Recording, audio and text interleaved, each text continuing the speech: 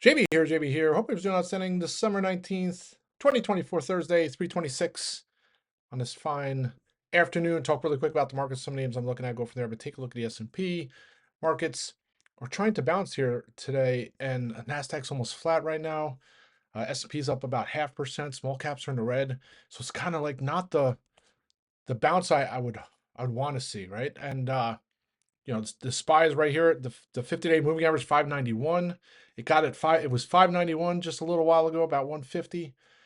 Not a little while ago, and then it reversed and sold off. So that's kind of just has me a little cautious here. So half of me wants to go and nibble some speculative lotto calls into tomorrow, but then I don't know. It just doesn't. I don't know. And then you look at the VIX, and when we opened, the VIX was down. It actually broke under 2050 for a little bit right after the open, and it's up here at 2273. And I'm still down 17% on the day, but I think a lot of that had to do with yesterday afternoon's extreme sell-off, like the spike of, it was kind of like, uh, as the selling just kept going, I think people were, I wouldn't call it panic, but there was, it was like, oh my gosh, we're finally selling off. And I think that's some of the reason why the VIX spiked the way it did. And you saw this morning, right when the pre-market opened, the VIX it got decimated. It gapped down right when the pre-market opened. So, well, the former pre-market, right? Because there's a lot of stocks trade 24 now. So, but just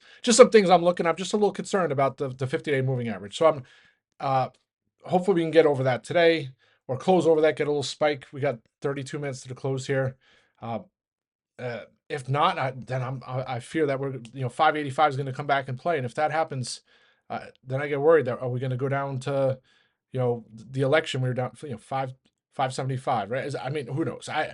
So that's some of it, and then we do have PC data tomorrow, which normally I would say not a big deal whatsoever, but all of a sudden, uh, Powell yesterday pretty much put another bullseye on it. So the CPI coming in January, like, oh, the data going forward is probably going to be we're going to be back to data, and I thought that was going to be on the back burner, but yeah, it doesn't look like that's the case. So we'll see what happens here.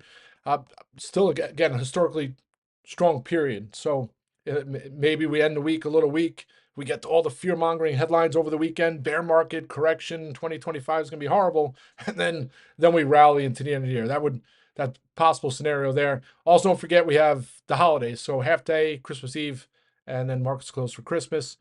But the big spots there, 585 on the SPY, and then at 591.10 right there on the as the 50-day moving average. We get over that, I think all systems go.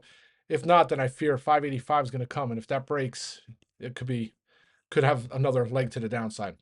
Also, small caps not joining the rally here today. So I don't know if some of that's because of the U.S. dollar, which if you take a look today, dollar's rallying again, yields are higher. So typically some of the smaller cap names can be more sensitive to the dollar. But to me, it's almost like if you have more buying power and a lot of your sales come from the domestic side, the stronger dollar means you can get supplies and parts and all that from overseas. You can get more of it, right? It's cheaper because when the dollar's stronger, when you import things, they're cheaper. Just how it works. And then last but not least, the amount of stocks over there, 50-day moving average on the SP is only up 14%. So 23% of the S&P is over their 50-day moving average.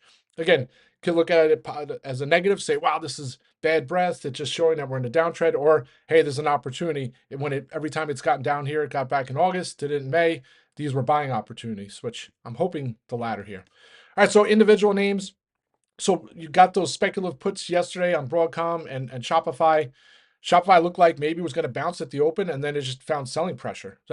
So lucky enough to get out some more of my puts out for nearly 1,200%. I only have a couple left, and it broke under 106 before. And if you look at the chart on Shopify, the low from its earnings was 106. So that could be, maybe that's the bottom. So at the same token, if I'm a little on the cautious side, I want to at least have some more exposure to tomorrow. So just have a couple of puts left.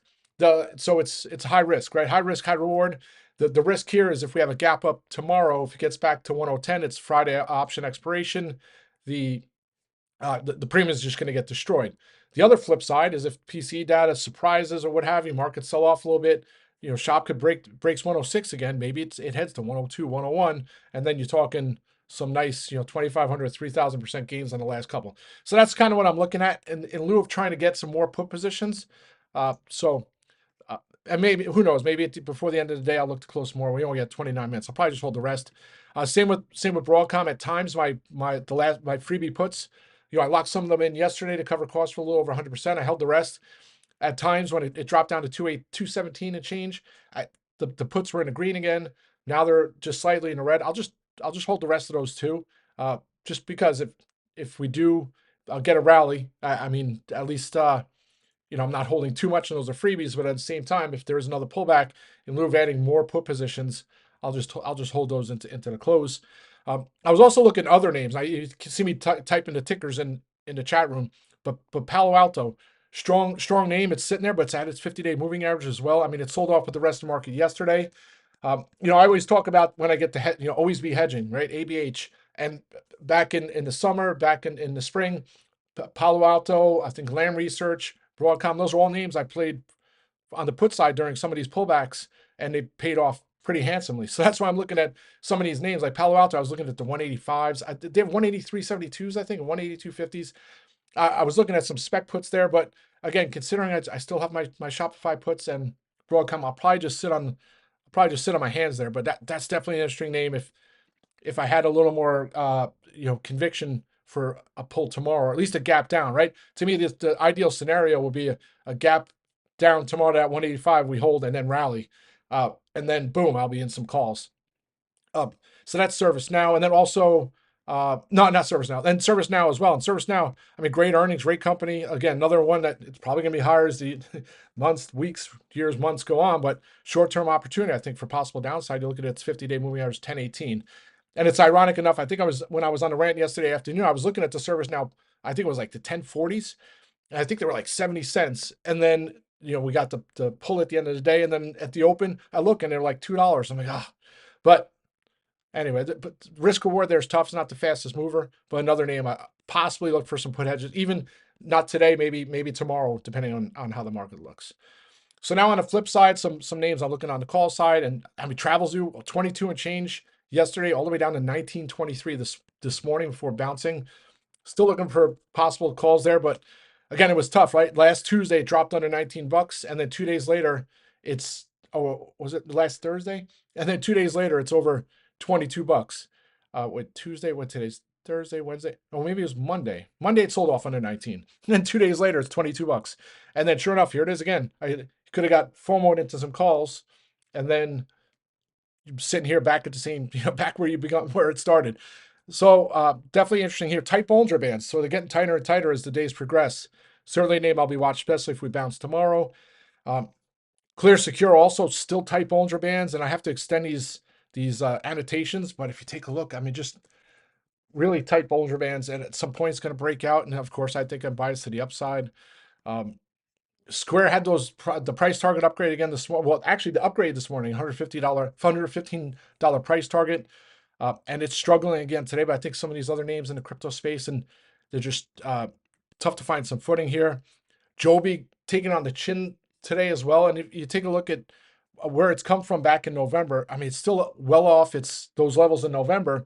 And it was funny, Monday, Tuesday, and then into Wednesday, it was looking great. And then sure enough, found some pressure after the Fed statement and press conference, and it's been a tough one. But silver lining, later data strikes are getting cheaper. The January 10s I have are still freebies, so I'm riding those free, but unfortunately those were substantially higher than they are now. So I could have locked them all in and then tried to re-enter, but trying to call tops and bottoms you're just going to get decimated, right? Unless someone's got that down to a science. So for me, I like to either look for points of support resistance on the stock, be patient, things like that. So that's that. That's Joby. Yeah, and you take a look, 775 was that big spot. So maybe you can get above that tomorrow. Still looking for Dust and JDust calls, and you take a look at Dust. I mean, I was looking at the January 75s, look interesting. It's just the liquidity is tough. So right now, if I want to get some Dust calls, and they had a split, and I think they had so when it had the split, it screwed up all the strikes, so you could see double strikes. So for example, the Januaries have single digits too, and maybe I think it was a 100 reverse split or 10 for 1.